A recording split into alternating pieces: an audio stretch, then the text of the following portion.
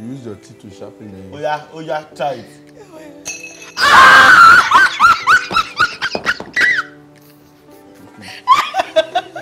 Okay. Alright, sharpen it, baby. I'll do that sharper.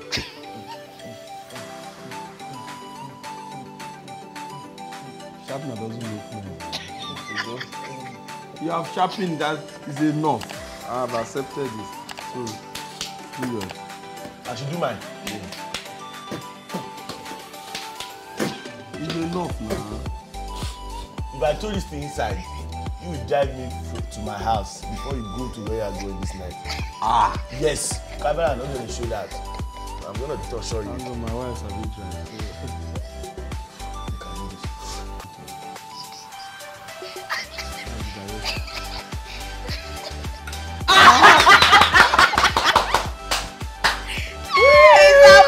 Thank you very much. God bless you.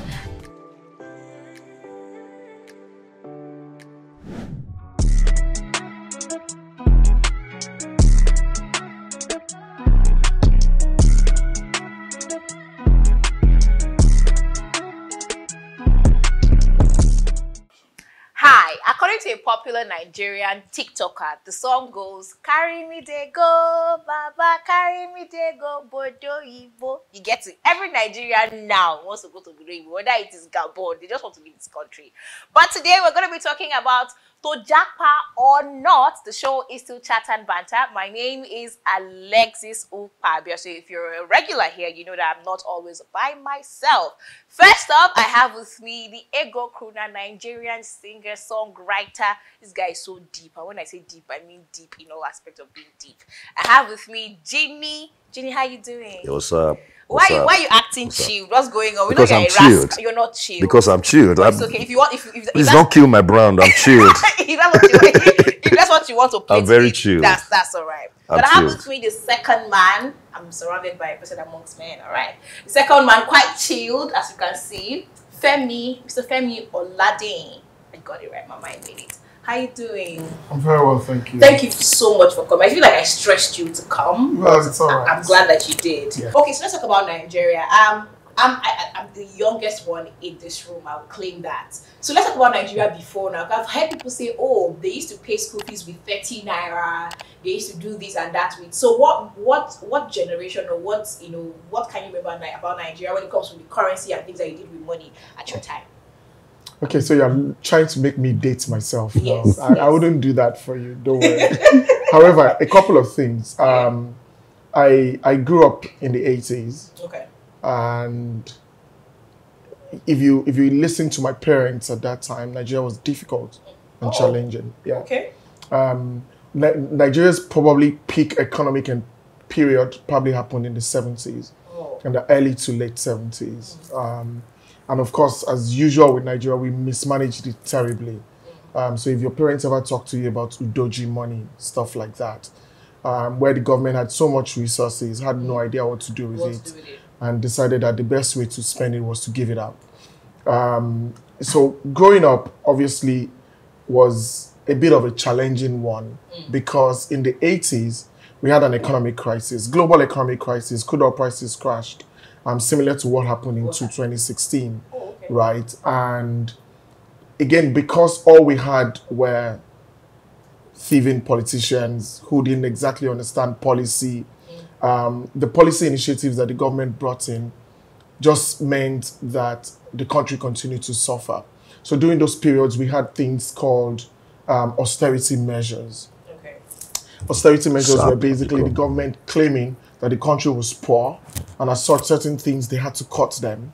Meanwhile, they were stealing the monies and stashing them abroad. And this went on for a bit until the military came in. By the time the military came in, the currency was already under pressure. We had gone from 60 kobo to $1 to probably about 2 or 3 now. We was at 60 kobo. Yes, we were 60 kobo to $1. Wow. Because we were equal with a pound. So 1 naira was equal to a pound. I actually have pictures of my mom's passport when she was buying BTA, in those days, and it was 1 naira to £1, And so the economy, the currency started to depreciate. and the implication of that is, even though your income was rising, you were effectively poorer on an annual basis because the exchange rate had moved from maybe 4 naira to 5 naira, from 5 naira to 6 So this naira. one, we're talking about 5 naira to $1. Yes. And you are saying we're what? Yeah, well, we're getting poorer by the day. Let's talk about now. And it's important to have that background because, you know, when people talk about Nigeria today, one of the biggest challenges that I have is that there's no sense of history. We have no idea where we're coming from. And we always think about the now. The reality is, this has been a cycle, and it's a very simple problem. We don't produce anything. We import everything, and we expect that our prayers would mean that the naira will be stronger. It doesn't work that way. Well, economics don't work that way. Economics is simple. The more you produce, the more you're able to sell to the world, the more FX you have, the stronger your currency is. And we don't have that. Those basic principles, we've failed them for generations. I mean, I'll tell you something interesting. I went to boarding house in Ilorin, and I remember driving on, you know, when they're driving you to school, and you had those industries on the expressway, from Alata, flour mills, steel mills, and all of those things.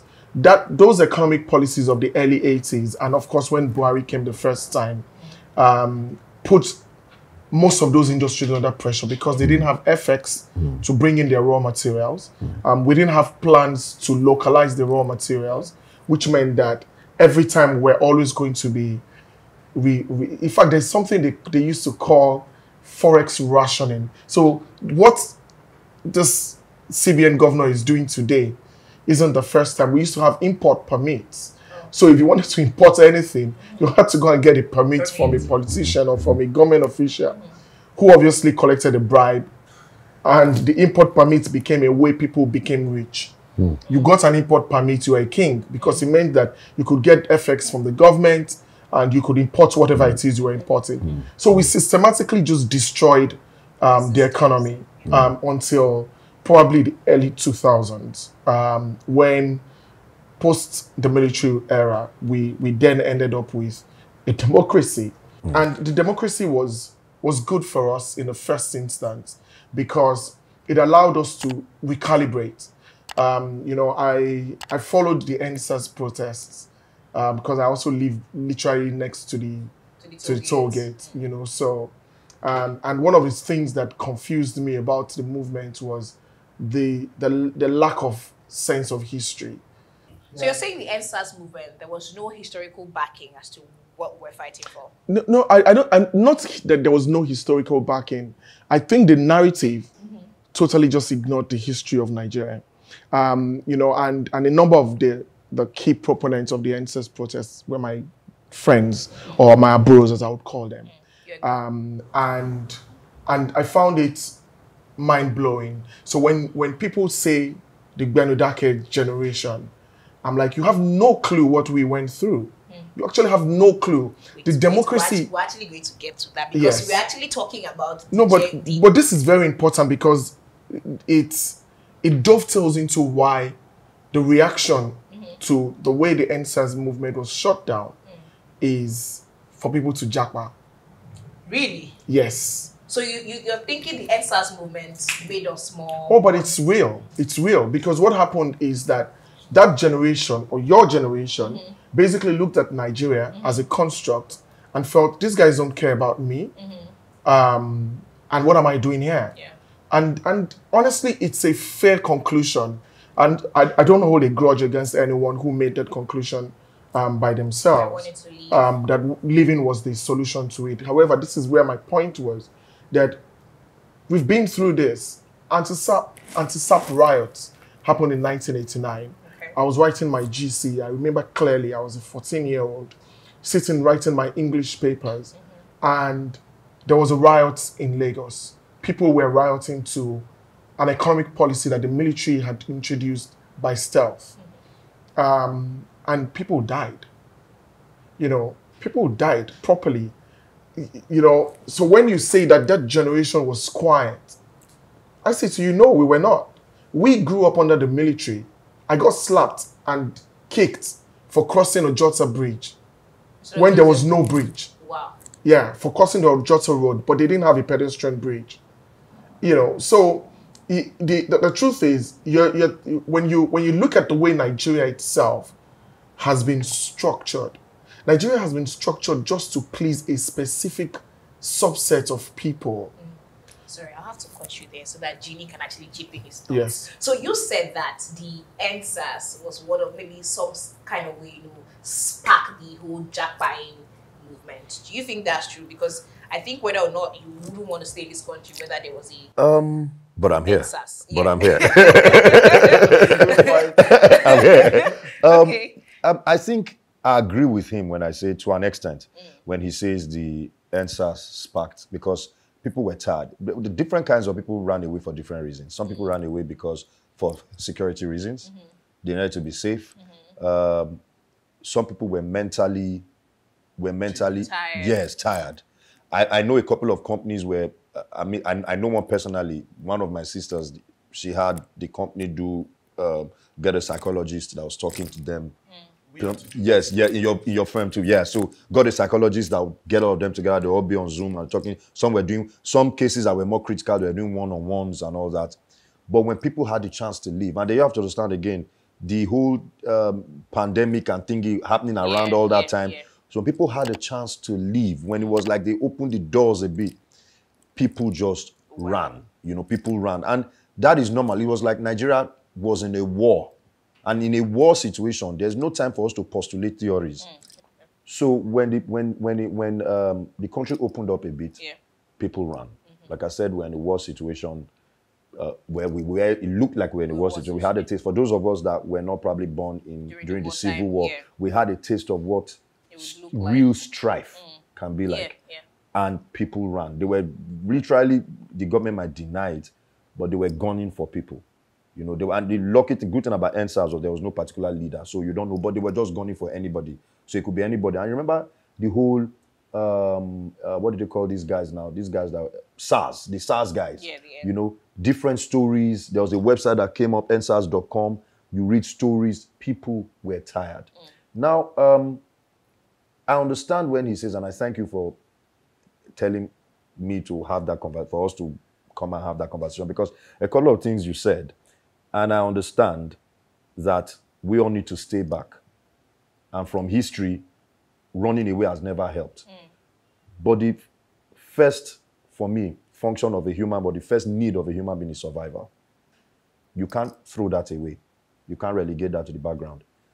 The second thing is we all have different dares. When you say I've gotten there, what is my own dare is different from your dare. Your dare is different from hers. Some people, and if you find out the people leaving the country now, because more countries they want to curate their population. So not just anybody can come in. They want to, it's like a cultures in biology, is this type of people we want to. So if you are not going to be, and I support that. If you're not going to be important to our economy, why do we want you to come in? Because again, it's all this, I like open borders, but at least let us not open border and then all sorts of people come in and spoil what we're trying to. Because again, it's Nigeria's open borders again. That's why we don't know if it's Nigerians shooting headsmen, Malians or whatever. Because Nigeria is so porous, anybody can come in. We don't know who's Nigerian anymore. We don't know, So there's no documentation, nothing. So the people leaving are people that can contribute there. You understand? Your dare is different from my dare. I might not really care about being a multi-millionaire. I just want peace. I want to sleep at night, wake up in the morning. You might call it pedestrian. You might call it, I have no dreams or aspirations. But I want to believe that there's still a lot for me to do here. I've done a lot in this industry. I just want peace of mind. I want to raise, like one of my friends said, she's worked in the bar for 15, 20 years before she left. She said, no, sir, I want to raise a kid in a system that doesn't depend on whether the child knows anybody or not. It's just dependent on merit, And you might say, I understand when you say there's a ceiling you can't get past, but we have Nigerians that have broken that ceiling, And it might mean you taking their passport. I don't know, this is just a place. Second-class citizens is another argument. But I feel it's very second class here. I feel very, very second class here. Very, very. You know, we are, I don't knock, like I said, I don't knock anybody for staying.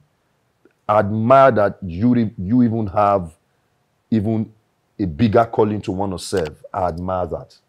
You know, serve the country and others. You can do it from outside the country, I believe. Yes, you can do it from... Wait.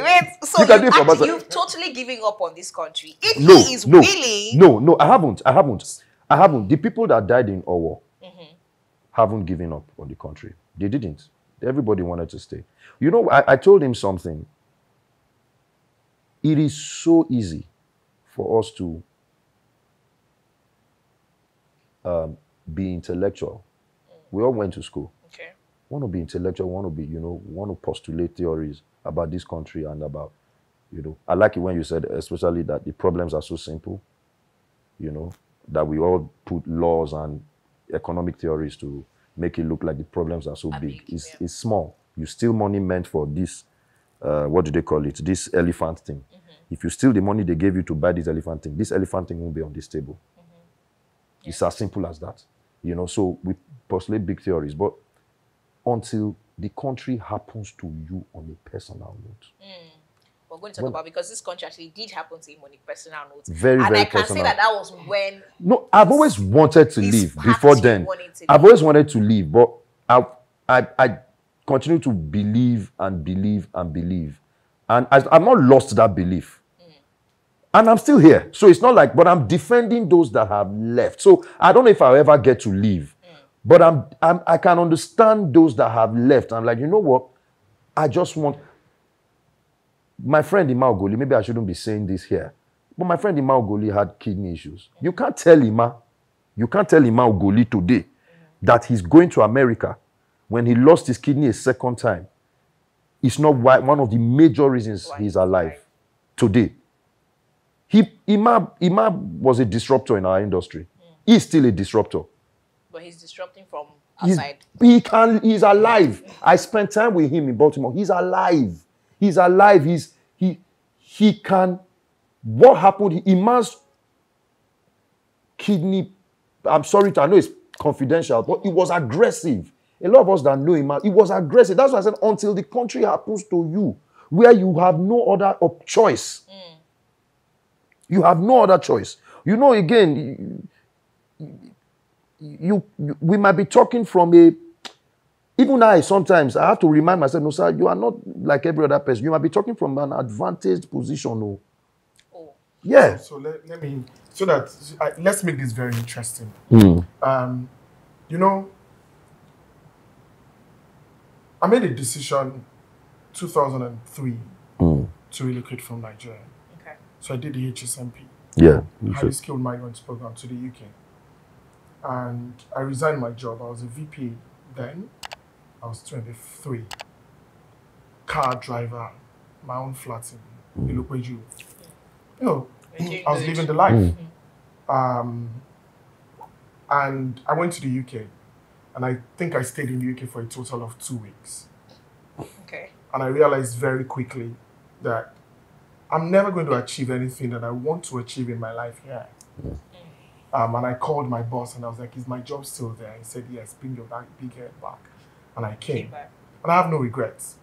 A lot of people who left at that time, who I would call my contemporaries, if we meet up today, I have a better life than them. Wow. I've achieved more than them.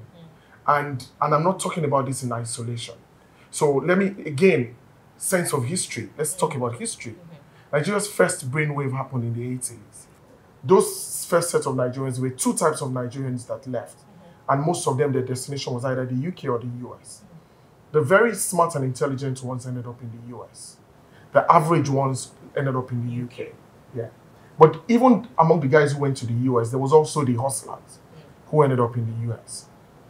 If you take a poll of all those guys who left Nigeria in the 80s, and you looked at their contemporaries that stayed back, yes, there's the old person who would have a medical issue and die. There's the odd person who had an experience with armed robbers and got killed.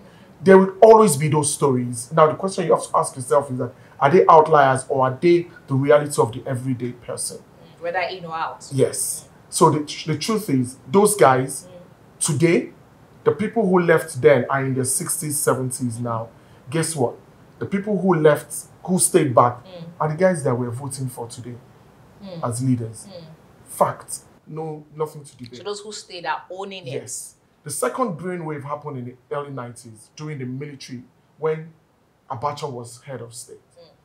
We had the second brain drain in Nigeria. Okay. Again, the bulk of people who left were the doctors.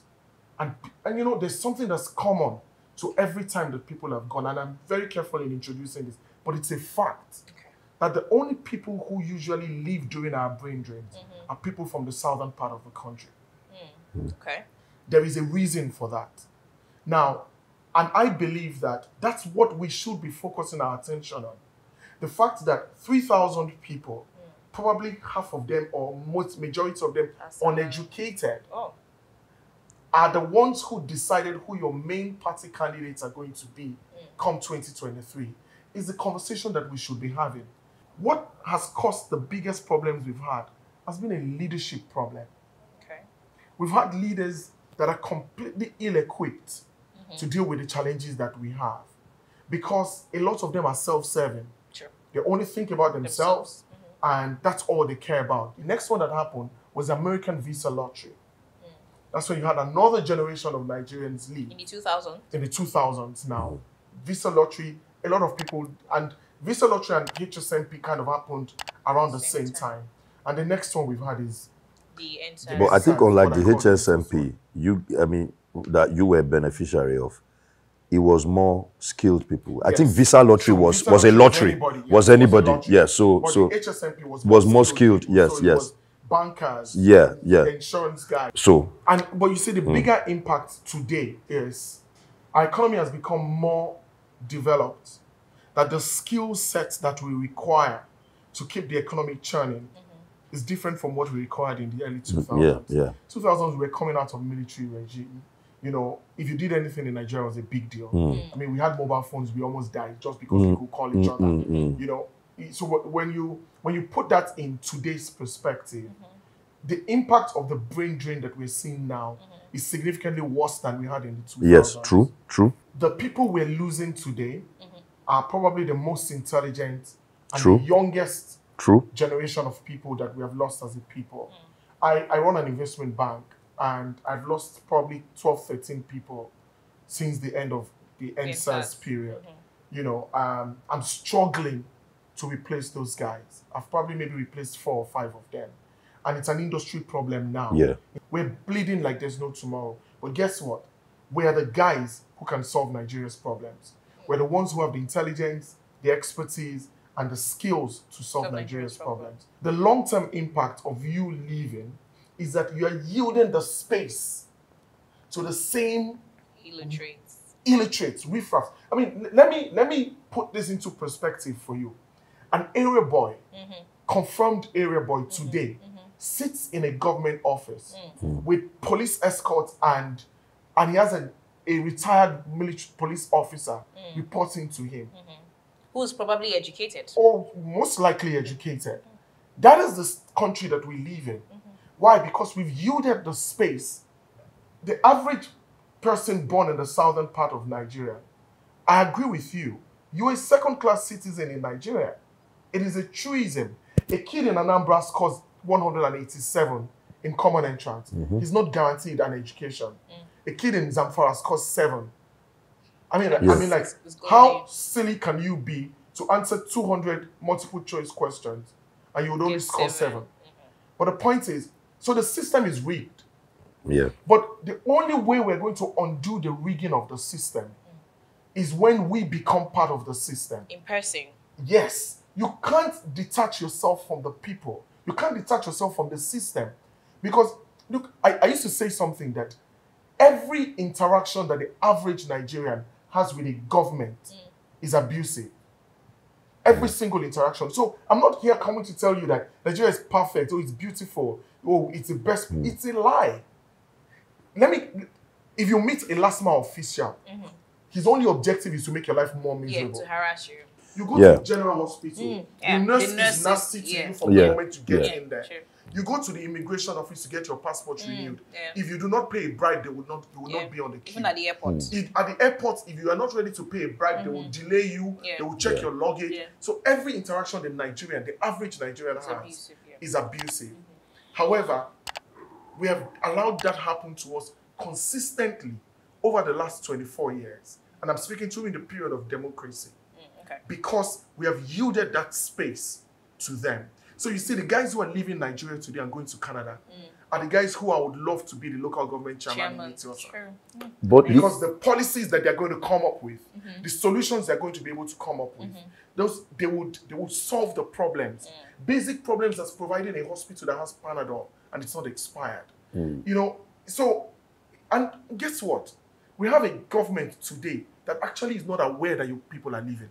Yes. They don't happy care that you are leaving because they know that come 2023, the touts are that are going to be remaining. Yes, not you. So, but I agree with you.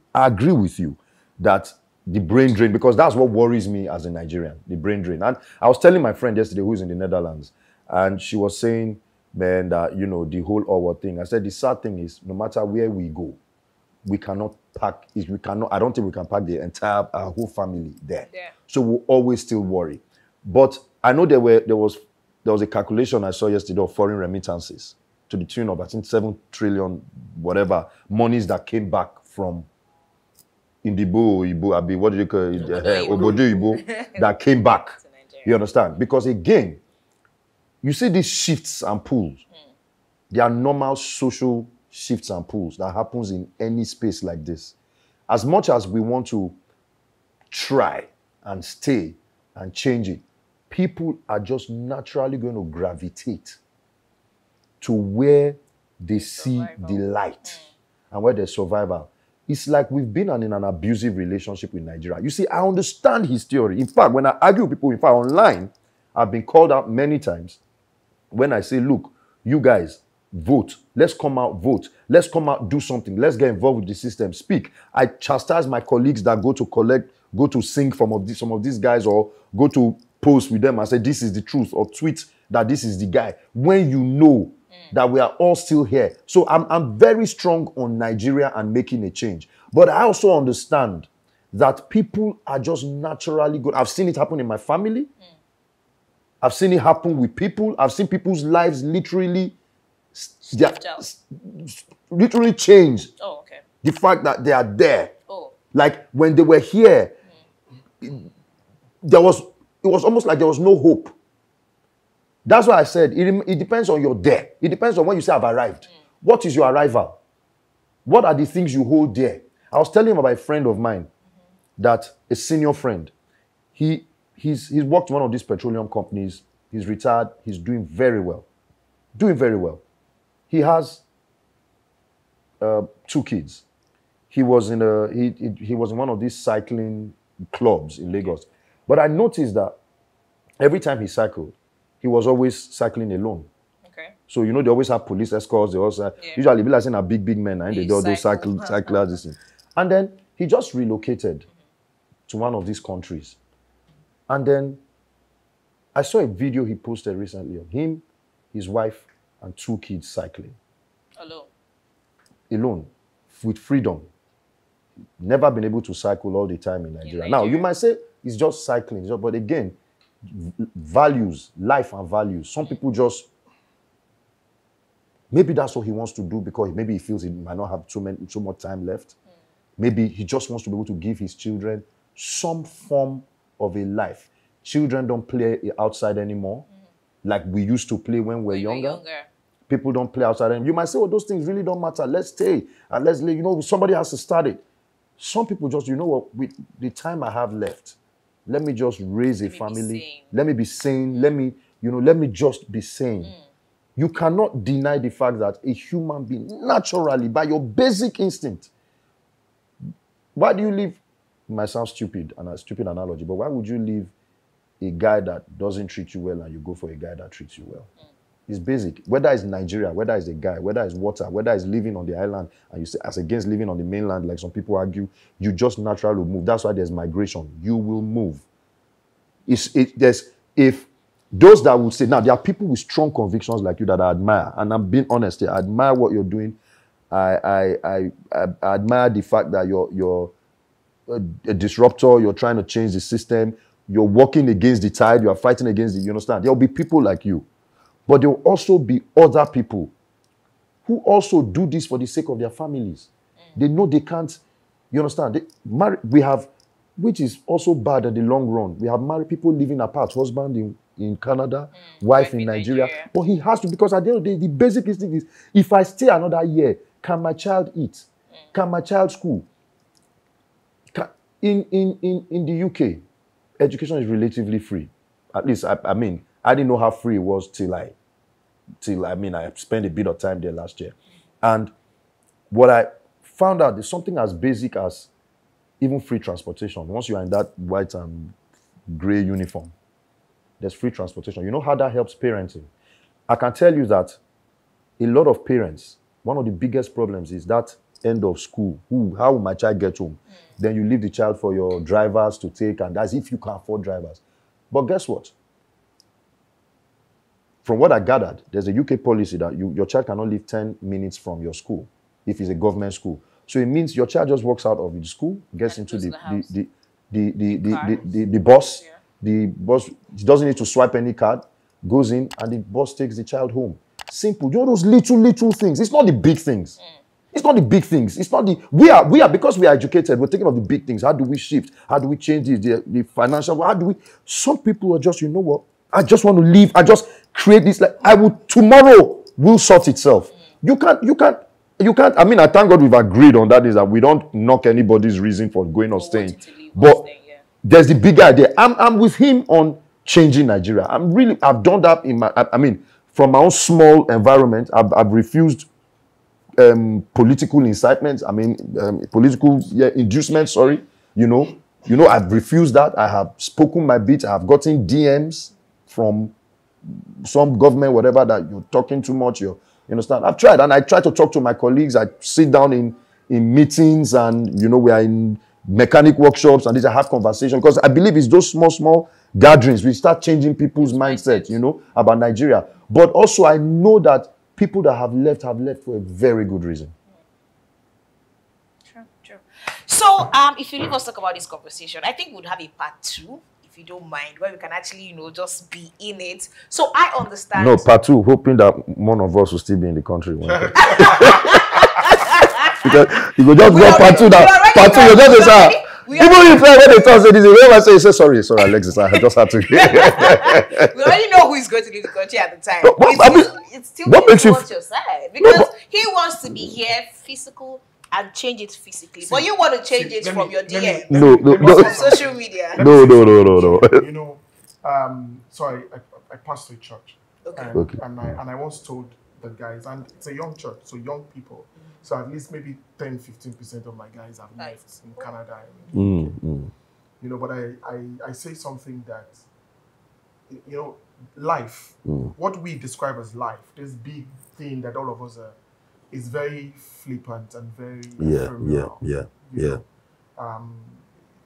You could get up from here and get hit by a bus, and that's it. Yeah. That's life, right? Tell me about it. There is, however, something that we all must remember is that we talk about certain people in past tense today, but we remember their achievements, remember the things that they did. We talk about Obafemi Awolowo, we talk about Nnamdi Azikiwe. They were not saints, but someone like me, went to a public school. And I think that's the problem that we're still not talking about. I wouldn't send my nanny to a state school. I wouldn't send her to a state hospital. So the truth for me is, Nigeria is our country. Whether you like it or not, it's a geographic expression that we've been born into. Now, we can all waltz through it. And at the end of our lives, we just say, thank you, Lord, let me just meet you. Or you waltz through it, and you look back and you say, I made a difference. I want to live my life, and when I'm 80, 85, and my kids look me in the eye, I tell them I made a difference. You see, the only way we're going to be able to fix this hellhole that they've created for us is that we're going to have to fix it ourselves. So when we cycle back and look at who we are as a people, I want to be able to look at him and say, this guy is an intelligent person. He loves this country. You know what? As a Nigerian, I'm going to sponsor him to be the LG chairman of Etiosa. When he becomes the LG chairman of Etiosa, I'm going to be there every day, holding him accountable to ensure that the resources of the state are used for the benefit of the people. And it's not about him enriching himself. Now, imagine if we could do that in each of the local governments in Lagos. Leave the rest of the country for a minute. In Lagos. Ensure that every resource that the state has, we're handing it over to people that care. You know, a lot of the people that we have in leadership today, you wouldn't hire them to run your ice cream shop. Look at the choices that the political parties are throwing up for us come 2023. After the 8 years we've been through, this is the choice that we have. Come up with. You know? So the truth for me is that the future of Nigeria is, I'm 47. If I look at the average age of leadership in other countries, people my age should be the ones running as governors today. But we have a situation today where a young, viral, you know, person who has the intellect comes and says to us, I want to respect the older man, and I saw I'm stepping away. You know, that's the kind of culture that we have for the people who are our leaders. However, I want to give you one assurance. He would never step down for me just because I'm older than him. He's going to challenge me and say, what do you have to offer? That is the value that your generation has. That has obviously proved to you that we don't have. And that is the value that I'm hoping that if you stayed back, that we can harness those values and put people in a position where we can challenge them and question them. If my kids are with me in Nigeria, yes, they attend a private school. I wish they were able to go to the same school that I went to and get the same quality of education that I got. I'm in meetings anywhere in the world and people ask me, oh, did you go to Harvard? No, I went to the University of Benin. You know? And those things are very, very important. So, look, it's okay if you want to leave, but the people who stay behind, who fix Nigeria, they're not going to yield any space to you when you come back. We will not yield an inch to you when you come back. You will go and start from the bottom, and you have to work your way up. You know, but my hope is that we can encourage as many people to stay. Become involved in the political process, become involved in becoming the leaders that we can be proud of. And then maybe we can then build a country where my kids can cycle on the road and I'm not worried someone's going to kidnap them. You know, my children can go to school and they can come back with the bus. And I know that they will be back home at 3:15 because once they get on the 205 bus. So, and that's what I'm hoping that I can leave your viewers with. You see, we are saying it because it's Nigeria. The reason you moved from Umbise to Lagos is because the reason my parents moved from Benin, shout out to Unibendo, although I didn't school there, but Benin, so we have some, you understand? The reason you moved from Benin, we look at it and say, we can't be working on Upper Sample Bao, there's nothing on Upper Sample Bao, there's nothing in Ekenwa, there's nothing in Ugbawo, let's leave Akpakpava and go to Lagos. This place they are saying that is Lagos, let us go and, exactly. That is the same reason. It's just that now we are looking at we have to cross river. Water. So that's. Thank you. Well said. So one last word before, because you've actually said a lot before you leave for our viewers. Who wants to not Japa or Japa? Look, I want to leave this with your viewers. Look, it's okay to want to leave.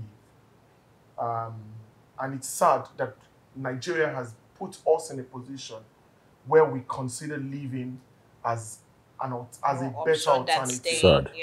There's data to say that 62% of Nigerians want to leave. But I want to speak to the 30% of that 62% who would consider Nigeria if Nigeria worked for them.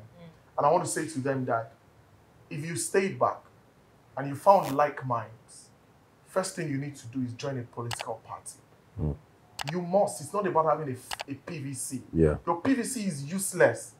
Their board of directors has already voted for the MD. They now bring their two MDs to you and say, "Yeah, come and vote for the two of them." They voted for the most useless people, but you're just going to validate whatever they've done.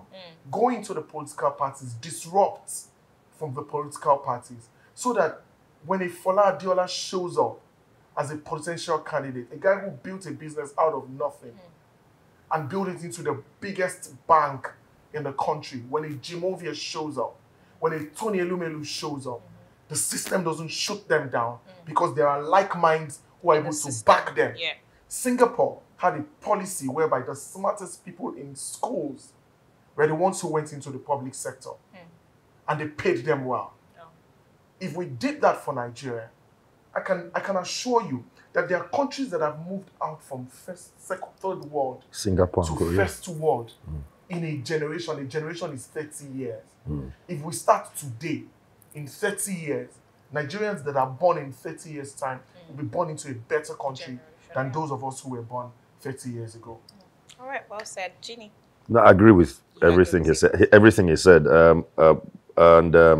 My only take for those that will remain, like he said, we need to change the country. And for those that have left from wherever you are, I believe at some point the electoral system will still be reformed over time, hopefully. But more importantly, if you intend to leave, you cannot leave without something to offer. So if you leave illegally, you are worse. In fact, you're better staying in Sambisa than if you leave illegally. Yeah. All right, well said, ladies and gentlemen. Thank you. Thank you, Ginny, and thank you, Mr. Femi. It was quite insightful. All right, well said. We are Chat and Banter on YouTube, guys. Do not forget to subscribe and always come back, share, and drop a comment from all of us right here on Chat and Banter. So we'll see you on the next one. It's a bye for now.